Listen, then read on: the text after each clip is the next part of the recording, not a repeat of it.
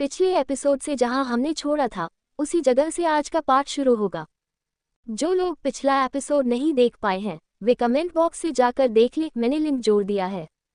तो इस एपिसोड की शुरुआत में मगजू कहता है, राजा चलिए आपको आराम करना चाहिए। यॉन कहती है, राजा साहिब आप बताएं हमें कहाँ जाना है। लेहन पूछता है, क्यों, क्या तुम डर रही हो? यॉन कहती है, हाँ डरना ही तो चाहिए ना, मेरे लिए ये सब बहुत अजीब लग रहा है, पहले कभी ऐसा कुछ देखा नहीं। लेहन तब यॉन के मुंह पर कपड़ा रख देता है और कहता है, अब डरना नहीं है ना। यॉन चिढ़कर कहती है, हाँ डरूंगी ही नहीं, जब कुछ दिखेगा ही नहीं तो डर क्यों करूं। सच में राजा साहब आपकी समझ का कोई मुकाबला नहीं। लेहन कहता है, मैं तुम्हारे लिए एक अच्छी जगह बना चुका हूँ, मुझे पूरा भरोसा है कि तुम्हें बहुत अच्छा लगेगा। यॉन मन ही मन सोचती है, तो फिर मैं भी निश्चित रूप से बहुत भद्दी जगह पर डाल दी जाऊंगी। अब बस देखने की देर है कितनी भद्दी होगी। अब लेहन के घाव वाली जगह की सफाई की जाती है। मगजू डॉक्टर से पूछता है, अब महाराज ठीक है ना? डॉक्टर कहता है, हाँ, क्योंकि महाराज के घाव पर किसी ने शायद बहुत अच्छा दवा लगा दिया था जिससे खून बंद हो गया, इसलिए राजा को कुछ नहीं हुआ, वरना उनकी जान खतरे में होती। लेहन को याद आता है कि ये दवा तो यॉन ने लगाई थी और उसने कहा था, तुम कितनी अजीब हो, देख भी नहीं पा रही और मैंने तुम्हारी जान बचाई, खून बंद कर दिया। ये सब सोचकर लेहन हंसता है। मगजू पूछता है, तो किसने तुम्हें ये दवा लगाई थी? लेहन कहता है, वही भूतनी कूत। मगजू कहता है, तो उसने आपकी जान बचाई इसलिए वह यहाँ आए, उसने कोई अन्याय नहीं किया। लेहन कहता है, हाँ जान तो बच गई, पर अगर कोई उसे सबसे ज्यादा मारने की कोशिश करे भी तो वह मैं ही करूंगा, अब देखना है कैसे मारूंगा। मगजू कहता है, आपने कहा था कि उसके लिए आप एक बहुत अच्छी जगह तय कर चुके हैं, क्या अब आप उसे अपनी पत्नी बनाना चाहते हैं? लेहन कहता है, क्यों, तुम्हारे क्या संदेह हैं मगजू कहता है, कभी नहीं, आप ही बताए आप उसे कहाँ रख रहे हैं। लेहन कहता है, चिंता मत करो, मैं उसे बहुत बहुत और बहुत अच्छे स्थान पर रख रहा हूँ। अब दिखता है कि यॉन पागलों सी हंस रही है, क्योंकि उसे पिंजरे में रखा गया है, जैसे पक्षी को पिंजरे में रखते हैं ठीक वैसे ही यॉन को रखा गया है। यॉन हताश होकर हंसते हुए कहती है, मैं तो जानती थी कि 5 सितारा होटल जैसा कोई नहीं मिलेगा, पर इतना भद्दा होना मैंने उम्मीद नहीं की थी। ये दुष्ट व्यक्ति तो मेरे समझ से बाहर है, मेरे नियंत्रण से बाहर आकर दुष्टता कर रहा है। मैं इस आदमी को और सहन नहीं कर सकती, कब मैं खुद उसकी जान लूंगी। सोन कहता है, वैसे भी कम से कम हम जिंदा तो हैं, और क्या चाहिए, मेरे हिसाब से यही काफी है। यॉन हंसकर कहती है, हाँ तुम ठीक कहते हो, हमें बचा लिया गया यही मेहरबानी है, मुझे तो लगता था कि मैं बचेगी भी नहीं।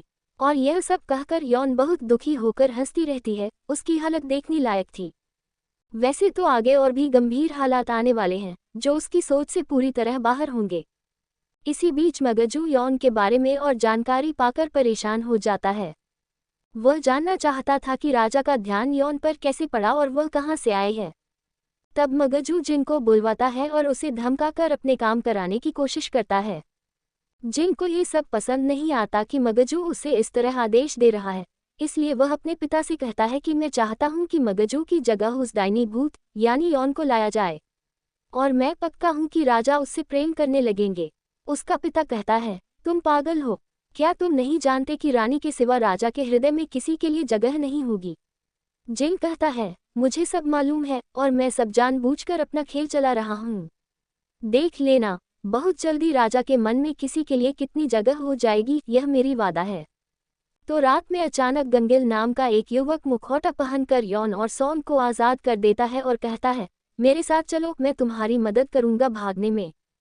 यॉन कितनी खुश होती है कि आखिरकार किसी ने उसे मदद करने आ ही लिया। बाहर आने पर वह देखती है कुछ लोग मुखौना पहनकर नाच रहे हैं और आसपास बहुत आतिशबाजी हो रही है। यॉन पूछती है, ये सब क्या है, हमें भागने को कहा था, फिर यहाँ कहाँ ले आए गए? तब यॉन उस आदमी से कहती है, तुमने कहा था कि तुम हमें आज़ाद कर दोगे, तो क्या हुआ? फिर यॉन मास्क खोलकर कहती है, क्यों, तुम्हें हमें आज़ाद करना था, क्या मज़ा आया? यॉन बोलती है, क्या तुमने ये सब किया? क्या तुम्हारी कोई समस्या है मेरी खुशी के साथ? और ये लड़का, इसने हमें ऐसे धोखा दिया, मैं सोच भी नहीं सकती। गंगिल को देखकर सोन मदमस्त हो जाता है और कहता है, इतना खूबसूरत लड़का अगर धोखा दे भी दे तो मैं 1000 बार धोखा सह लूंगा। यौन कहती है, सॉन्ग शांत हो जाओ, उसने हमारे जज्बातों के साथ खेल किया है, राजा के साथ मिलकर। फिर यौन राजा से कहती है, और तुम राजा जो मन चाहे कर लिया। यह क्या तरह का मजाक है? बार बार तुम लोगों की आशाएं कैसे तोड़ देते हो? क्या तुम ये सब करके कुछ साबित करना चाहते हो? लेहन कहता है, यह एक खेल है, तुम्हें पसंद नहीं आया? यौन कहती है, हाँ बहुत ज्यादा पसंद आया ना, पर तुम्हारे लिए ये सब खेल है और हमारे साथ ये सब धोखा है। लेहन कहता है, अगर तुम फिर से भागने की कोशिश करोगी तो मैं तुम्हारे सामने फिर मुस्कुरा कर नहीं आऊंगा, सूरज के ऊपर भेज दिया जाएगा। यौन कहती है, पर आपने ही तो हमें बेवकूफ़ बनाया, नहीं तो हम भाग ही गए होते। लेना कहता है, हाँ तुम्हारे पास हर सवाल का जवाब पहले से रहता है, इसे जैसे रट लिया हो। समझ लो कि मैं क्या कहूँ और क्या नहीं कहूँ। लगता है तुम अब और जीना नहीं चाहती हैं। लोहे को गर्म करवा लाया जा रहा है, थोड़ा इंतजार करो। यौन डर कर कहती है, मगर आपने कहा था ये सब खेल हैं, तो खेल के बीच इतनी गंभीरता क्यों? खेल में ऐसे असली सच्चे काम क्यों करोगे? सॉन्ग यौन से कहता है, मैंने कहा था कि गुस्सा कम करो और बात करो, अब क्या होगा हमारी? यौन कहती है, अरे मेरी थोड़ी बहुत हालत बदलने से इस बदमाश की बुरी आदत बदलने वाली नहीं है, वो वैसा ही रहेगा, बेतुका और निष्ठुर। रानी का दिल न रखने वाला राजा लेहन सॉन्ग को बांधकर सजा देने का आदेश देता है। अब कोई चारा न पाकर सॉन्ग राजा के सामने सिर झुकाकर विनती करता है, महाराज कृपा करके उसे छोड़ दीजिए, उसका कोई दोष नहीं है, मैं अब ऐसा नहीं बोलूंगा। लेहन पूछता है, क्यों अब नहीं बोलोगे?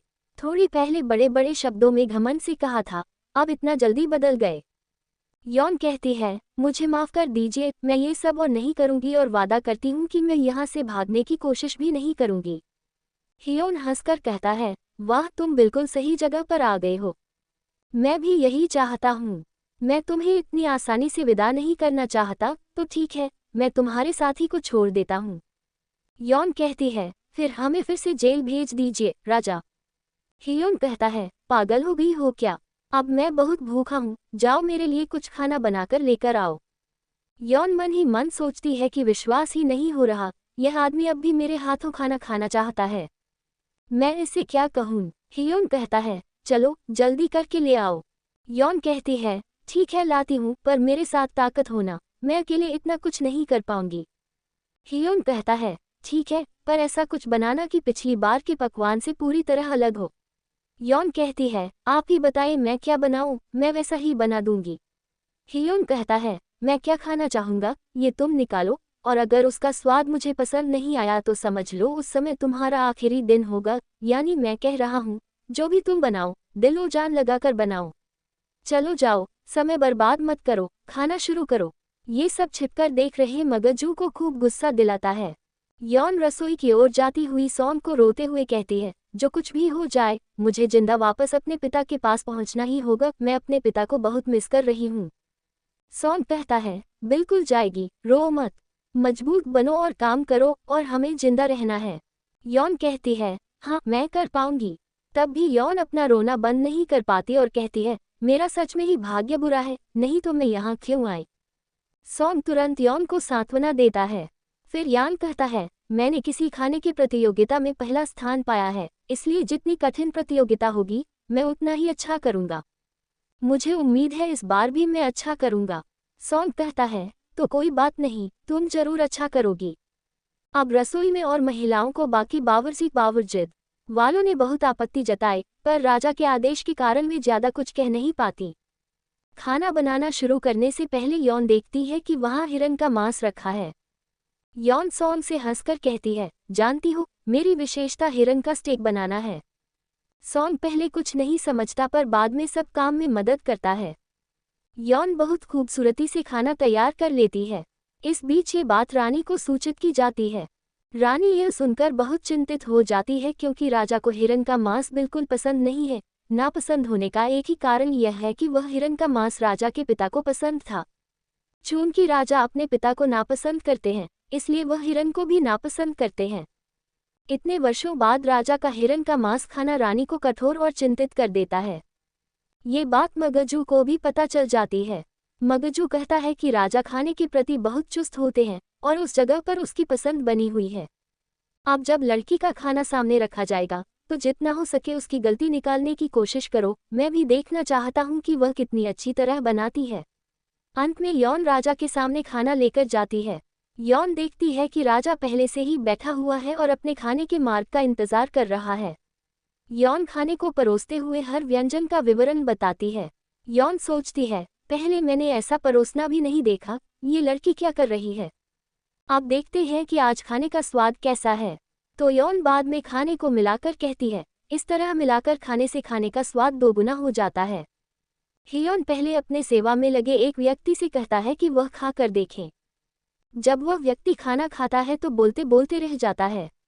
अब यौन पहला चम्मच खुद मुंह में डालती है।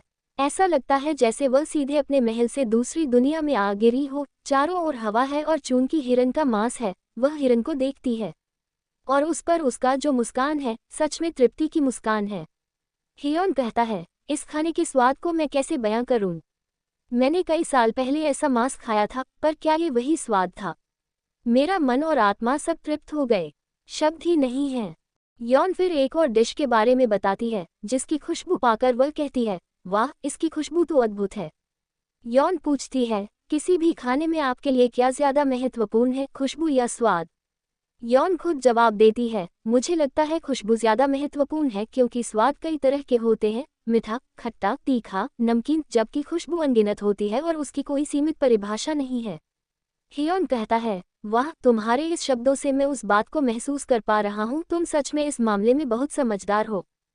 फिर हियोन अपनी दूसरी डिश खाता है और इसके साथ ही वह जैसे ही स्वर्ग में पहुंच जाए, यानी यह डिश अलग तरह की थी, यह मोटर अलमार में पकाई गई थी। ऐसा लगता है कि हर रिएक्शन के अलग अलग स्तर हैं। हियोन इस डिश की भी बहुत तारीफ करता है। यौन तब मेन डिश तैयार करती है। हियोन कहता है कि मुझे समझ नहीं आता, एक लड़की में इतनी बुद्धि कहाँ से आई, तुम सच में कहाँ से आए हो। जब यौन से पूछा जाता है तो वह कहती है, आप शायद विश्वास नहीं करेंगे, पर मैं असल में भविष्य से आई हूँ। हियोन ये सुनकर कहता है कि इश्क, ये सुनकर सच में बुरा लगता है। जो मुझको इतना अच्छा खाना बनाकर खिला रहा है उसका अपना दिमाग ठीक नहीं है। तुम अगर मुझे कहो कि तुम समुंदर की गहराई से आए हो या आकाश के ऊपर से आए हो तो मैं मान जाऊंगा, पर यह कैसे कि तुम भविष्य से आए हो। सच में मैंने चाहा तुम्हारा दिमाग जल्दी ठीक हो जाए ताकि तुम और अच्छे काम कर सको।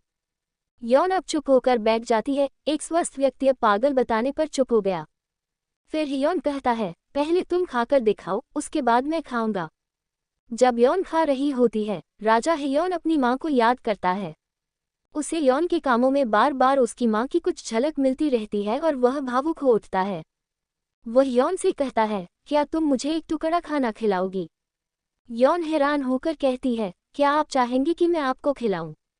हियोन कहता है, क्यों नहीं। यौन कहती है, नहीं, कोई बात नहीं, मैं खिलाती हूँ।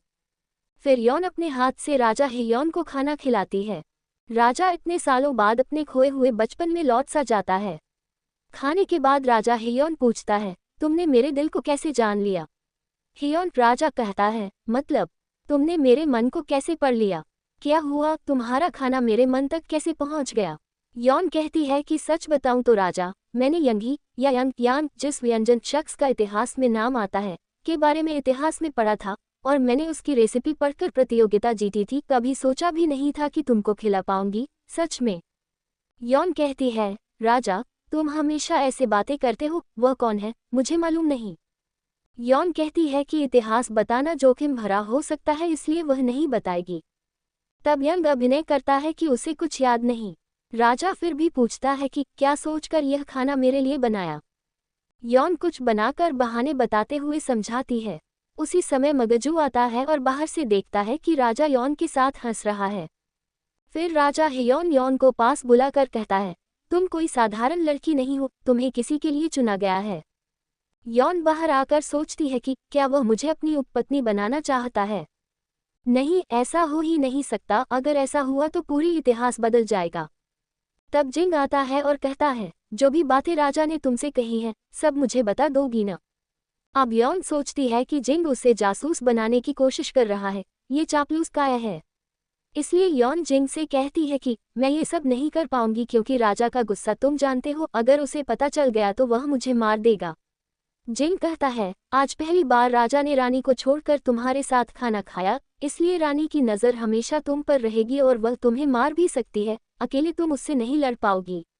मैं तुम्हें छिपकर हर चीज़ में मदद करूंगा, सोच लो क्या करोगी।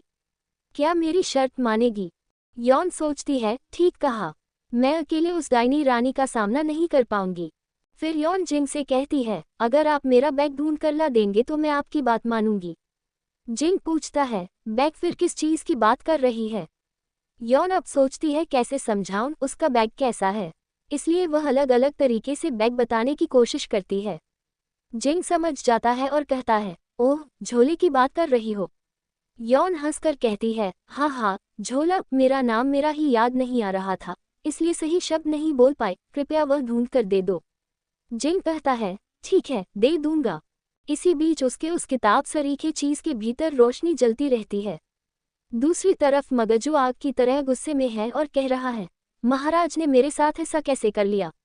मैं उस लड़की को अब जाने नहीं दूंगा। वहीं रसोई में बावर्ची यौन के बनाए बचा खुचा खाने को चखकर पागल हो जाते हैं और सोचते हैं कि इस लड़की को यहाँ रखा नहीं जा सकता, यह क्या जबरदस्त खाना बनाती है। तब वे यौन को परेशान करने के काम शुरू कर देते हैं। कभी सांप रख देते हैं, कभी चींटी डालते हैं, कभी पानी छिड़ककर सब कुछ गीला कर देते हैं। रात भर यौन और सॉन्ग इधर उधर दौड़ते रहते हैं और फिर वापस अपने बंद कोठरिया में लौट आते हैं। बैठे बैठे यौन कहती है कि अब तो सबसे ज्यादा सुकून जेल में ही मिलता है, यह अब मेरे लिए घर जैसा लगने लगा है। चोन कहता है, अगर महाराज हमें यहाँ सारी दिन कैद रखते तो अच्छा ही था। यौन कहती है कि ये सारे लड़के आज हमें बहुत परेशान कर रहे हैं, अब क्या करें? राजा से शिकायत कर दें। सॉन कहता है, अगर तुम ऐसा करोगी तो राजा उन्हें सीधे मृत्यु दे देंगे। यौन कल्पना करके हंसती है कि यहाँ राजा उन्हें मार रहा है। यौन सॉन्ग से कहती है, ठीक कहा, मृत्यु थोड़ा ज्यादा हो जाएगा।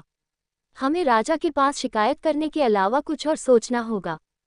अगले दिन मंत्री महाराज के पास हाजिर होते हैं और यौन को फांसी देने की मांग करते हैं। वे समझते हैं कि वह देशद्रोही है और उसे सजा मिलनी चाहिए, वे उसके कत्ल की मांग कर रहे हैं। हियोन राजा कहता है, मेरा फैसला यही है, और वे यौन को वापस बंद कर ले आते हैं। ये सब जो हुआ है, उसके पीछे मगजू की चाल है। उसने सबके बीच झूठ फैला दिया कि राज्यपाल होन को यौन की वजह से सजा दी गई थी, तो फिर यौन को क्यों न फांसी दी जाए। मगजू इस बात से बहुत खुश है कि अब उसकी राह की कांटे खत्म हो जाएंगे।